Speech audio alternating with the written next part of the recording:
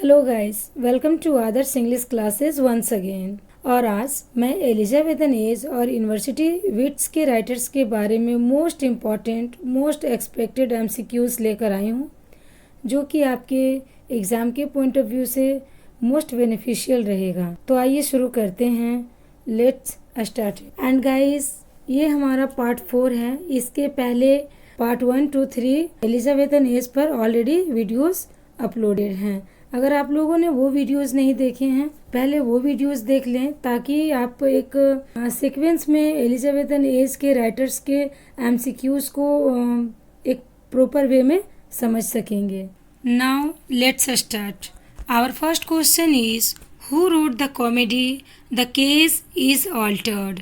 The case is altered के writer कौन हैं? So here I want to say something that The Case is Altered is an early comedy by Johnson and first published in 1609, and the play presented a range of problems for scholars attempting to understand and its place in Johnson's canon of works.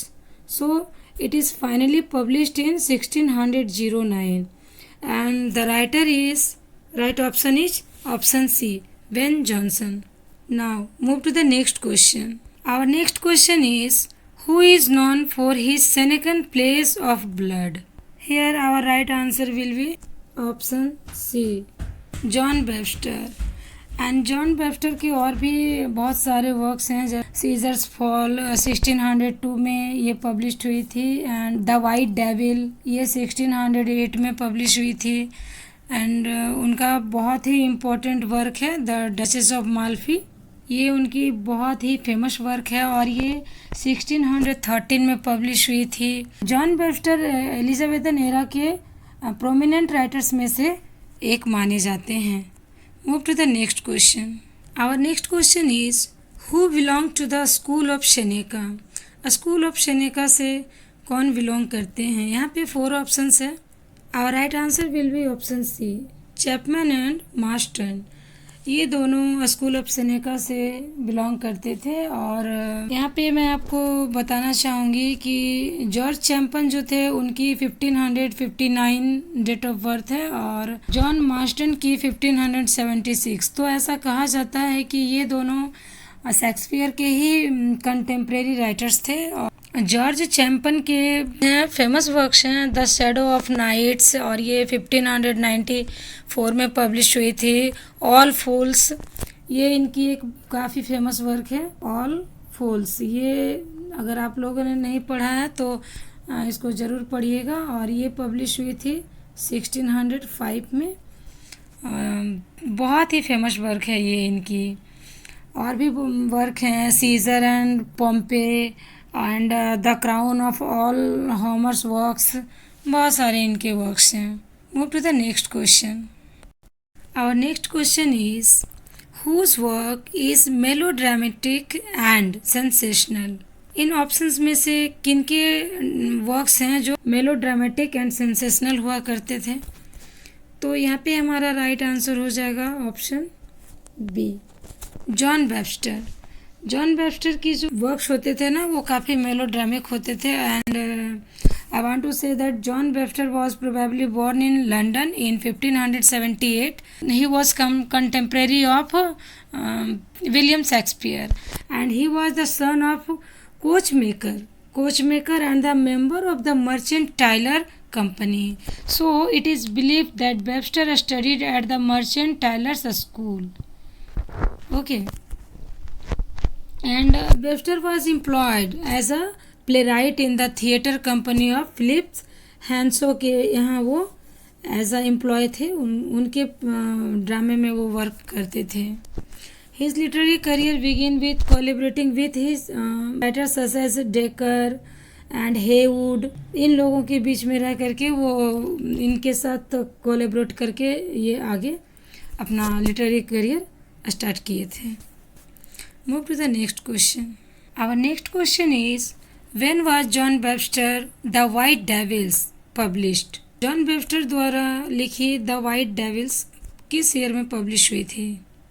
Here our right answer will be option D, 1612। The White Devil is a tragedy and in 5 acts by John Webster, performed and published as The White Devil in 1612. And it is based on historical events that occurred in the Italy during the 1580s. And the dark Jacobean drama is considered one of the finest of the period. And it is finally published 1612. Move to the next question.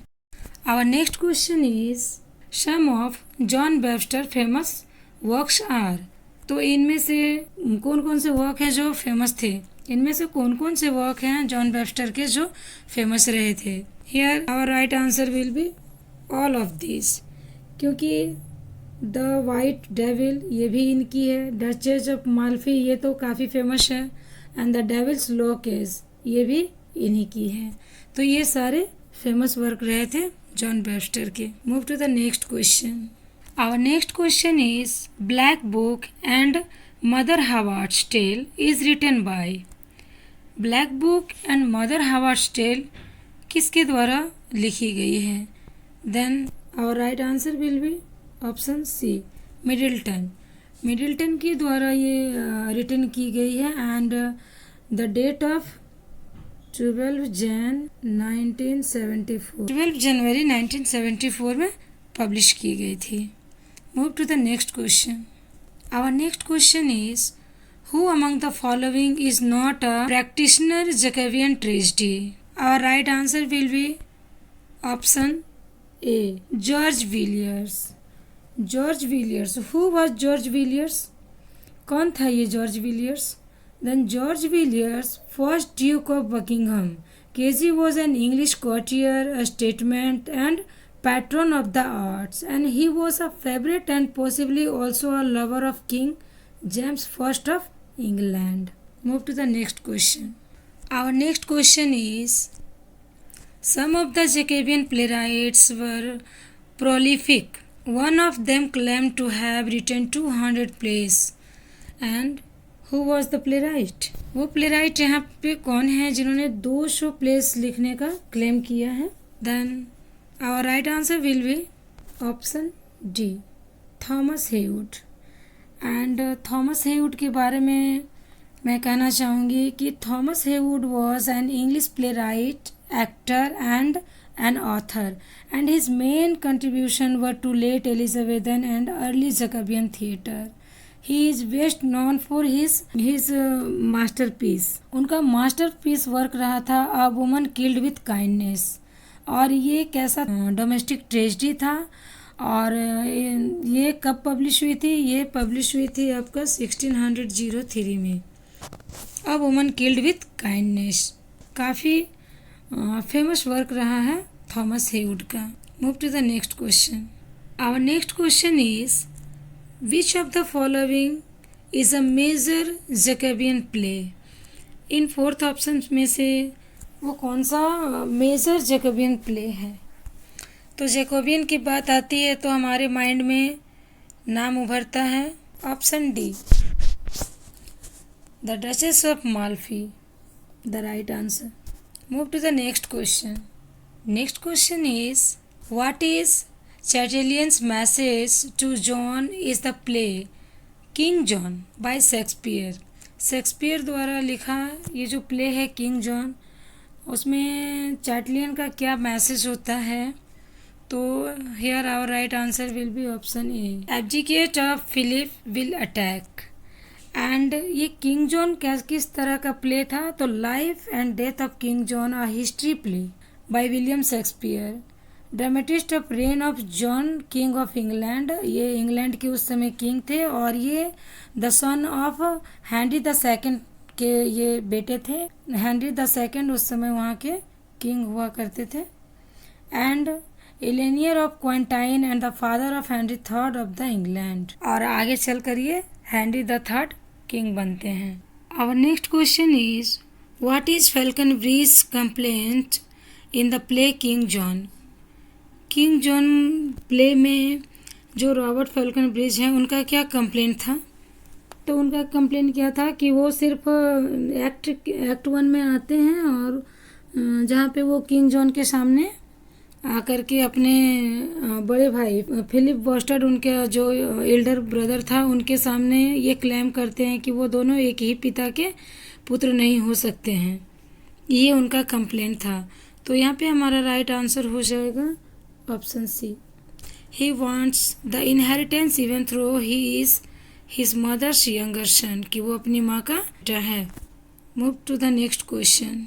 Our next question is what happens to John in the play king John. क्या होता है John को King John के play में। Here our right answer will be he is poisoned by a monk. उनको जहर दे दिया जाता है एक मॉन्क के द्वारा। Move to the next question. Our next question is which of this is correct about the Spanish tragedy. Spanish tragedy के बारे में इनमें 4 ऑप्शंस में कौन सा सही है। तो फर्स्ट ऑप्शन है it is not example of revenge tragedy. नहीं, वो एग्जाम्पल नहीं है रिवेंज ट्रेजेडी का। तो हमारा यहाँ पे एक कट जाता है कि ये किसी तरह का एग्जाम्पल नहीं है। सेकंड है it was modelled on a Spencer revenge tragedy. हाँ, इसको अभी हम ऑप्शन में रख सकते हैं। नेक्स्ट है the play did not introduce a new kind if characters evasive bleeding and mistrustful plotter. नहीं, ये भी नहीं हो सकता है। एंड लास्ट है it was not written between 1582 and 1589। नहीं, ये जो है स्पेनिश ट्रेजेडी ये आपकी लिखी गई है 1592 में। 1592 में ये लिखी गई है और ये लिखी गई है थॉमस किड। इनके राइटर कौन हैं? तो इनके राइटर हैं थॉमस किड, ये इनके राइटर हैं। यहाँ पे हमारा राइट ऑप्शन हो जाएगा option B. It was modelled on a Spencer revenge tragedy. ये क्या है? The Spanish tragedy is an Elizabethan tragedy written by Thomas Kidd between 1582 and 1592 and highly popular and influential in its time. The Spanish tragedy established a new genre in English theatre in the revenge play or revenge tragedy. तो ये एक revenge tragedy consider किया जाता है। Move to the next question. Our next question is which is the correct historical chronological order. इनमें से कौन सा एक हिस्टोरिकल क्रोनोलॉजिकल ऑर्डर है जो उनके सटीक टाइम पीरियड के बेस पे है। तो यहाँ पे हमारा आंसर हो जाएगा option B. Defeat of Spanish Armada, John Milton is born and Globe theatre, and उसके बाद आता है आपका death of Shakespeare. So option B will be our right option. Move to the next question. Next question is which of the following a statement about as you like it is correct. In 4 options में से कौन सा right statement है as you like it का। तो here our right answer will be option A. It is based on the forest of Arden. And what is Arden? Arden, the forest of the home of banished Duke in Shakespeare's As You Like It, and it is often understood as representing the actual forest in Warwickshire called Arden and referred to in Romance literature, but it is actually based on the forest of Ardennes in the Low Countries, जो कि अभी Belgium में है। ये वास्तव में एक जंगल को रिप्रेजेंट करता है। आर्डेन एक जंगल को रिप्रेजेंट करता है जो कि कहाँ है? बेल्जियम में है। Move to the next question. Next question is which of the following is incorrect for Hamlet. इन 4 ऑप्शंस में से इनकरेक्ट क्या है जो हैमलेट में नहीं है। तो हम यहाँ देख सकते हैं कि पोलोनियस कौन रहता है? उसका मिनिस्टर वगैरह रहता है, जिसकी बेटी रहती है ऑफेलिया, जो कि हैमलेट की बिलवेड होती है। गार्ड्यूट, ये तो उनकी मदर है, हैमलेट की मदर है। ये क्वीन ऑफ डेनमार्क हैं। क्लॉडियस किंग ऑफ डेनमार्क हैं। एंड मिरांडा यहाँ पे हमारा राइट ऑप्शन होगा क्योंकि मिरांडा द टेम्पेस्ट की कैरेक्टर हैं। So our right option Option D will be our right option. Move to the next question. Our next question is, which is the following is in the correct sequence? In 4 options में से correct sequence कौन सा है? तो हमारा यहाँ पे right option हो जाएगा option C, Lyly, Greene, Shakespeare, Nashe. और ये सब कौन है? ये सारे यूनिवर्सिटी विट्स के राइटर्स हैं। तो हमारा राइट आंसर ऑप्शन सी हो जाएगा। Move to the next question. Our next question is, which of the following is not true for Shakespeare's plays? इनमें से कौन सा ऑप्शन शेक्सपियर के प्लेस के बारे में सही नहीं है, not true? We can say that here Titus Andronicus, the Tempest and Cymbeline, ये सारे वर्क्स शेक्सपियर के प्लेस में आते हैं। लेकिन शेक्सपियर इन लव, ये हमारा आंसर सही नहीं है, क्योंकि ये शेक्सपियर का वर्क नहीं है। शेक्सपियर इन लव ये शेक्सपियर का वर्क नहीं है। Shakespeare in love is 1998 romantic period comedy drama film directed by John Madden and written by Mark Norman and playwright Tom Stoppard and produced by Henry Weinstein. ये Mark Norman के द्वारा written किया गया है। Move to the next question. Next question is, which is the following is correct for a problem play? Problem play के बारे में कौन सा सही है? We can see that here our right answer will be option D, all's well that ends well. Because Macbeth tragedy है। Macbeth क्या है? ट्रेजेडी है। किंग जॉन ट्रेजेडी है। As you like it comedy है। तो यहाँ पे प्रॉब्लम प्ले ऑप्शन डी ही है। Move to the next question. Who was dash was the first master of the art of plot construction in English drama? Then here our right answer will be option G, John Lyly. Move to the next question. Dash wrote comical history of Alphonsus? Comical history of Alphonsus किसने लिखा है? तो ये सबको ही पता है। Here our right answer will be option B, John Lyly. Move to the next question. Next question is, dash is the first tragic dramatist who used the device of nemesis in an artistic and psychological manner? कौन है वो? किनके बारे में बात हो रही है कि who is the first tragic dramatist? तब and use the device of nemesis, nemesis की बात आती है तो माइंड में एक ही नाम आता है और वो आता है क्रिस्टोफर मार्लो का। और right answer will B Christopher Marlowe. Here I have some information about Christopher Marlowe. Christopher Marlowe was an Elizabethan poet and William Shakespeare's most important predecessor in English drama. Shakespeare के एकदम से बहुत ही important contemporary रहे हैं।